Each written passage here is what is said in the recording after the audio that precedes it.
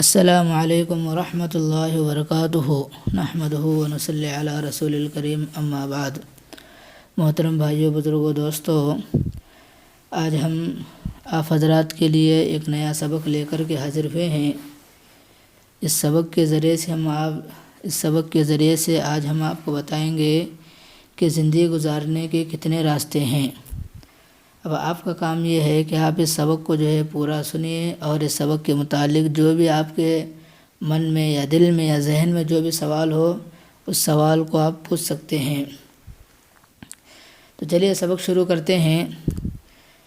آج ہمارے سبق کا نام ہے زندگی گزارنے کے 2 راستے ہیں۔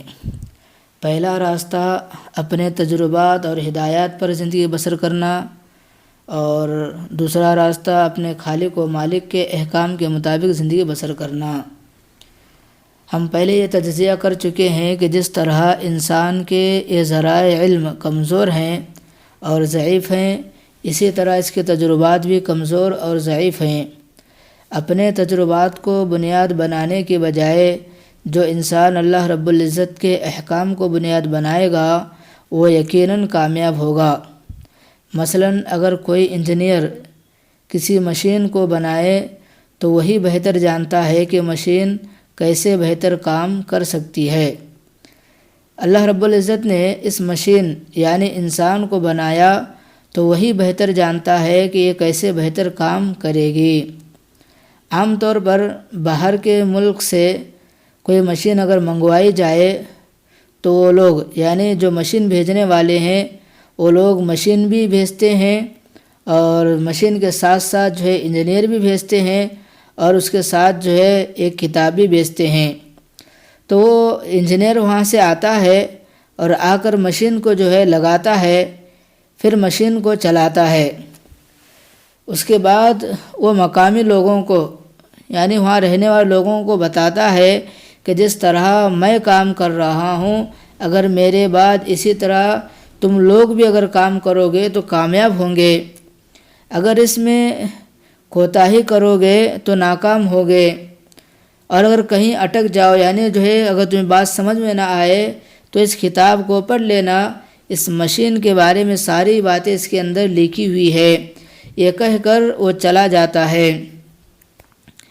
اب یہاں غور کرنا ہے، اگر اس مثال کو مسلمان اپنے ذہن میں رکھ کے تو حقیقت زندگی کو سمجھنا آسان ہو جاتا ہے۔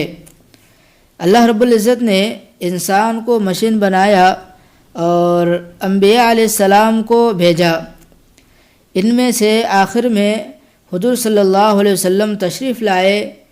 آپ صلی اللہ علیہ وسلم انسانوں کے لیے انجینئر بن کر آئے، اور آپ صلی اللہ علیہ وسلم پر قرآن پاک یعنی جو انسانوں کی زندگی کے لیے کتاب رشد و ہدایت ہے وہ نازل ہوئی۔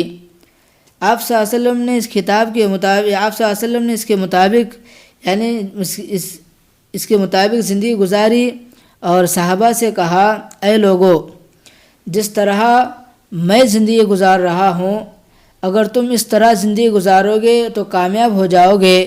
اور پھر یہ بھی فرمایا کہ میں اپنے پیچھے یعنی میں ایک ہدایت کی کتاب چھوڑ کر جا رہا ہوں، اگر تم اس کے مطابق زندگی گزارو گے تو کامیاب ہوگے۔ اور واقعی یہ بات صحیح ہے کہ قرآن صداقتوں کا مجموعہ، حقیقتوں کا خزانہ ہے جو کہ آج ہمارے پاس موجود ہے۔ نبی علیہ الصلاۃ والسلام کی سنت ہمارے لیے منارہ نور ہے۔ تو یہ تھا آج کا سبق جو میں نے آپ حضرات کے سامنے سنایا ہے۔ اب آپ کا کام یہ ہے کہ سبق کے متعلق اگر کوئی بھی سوال آپ کے ذہن میں آ رہا ہو تو آپ اس سوال کو کمنٹ باکس میں لکھیے، میں انشاءاللہ آپ کے سوالوں کا جواب دینے کی پوری کوشش کروں گا۔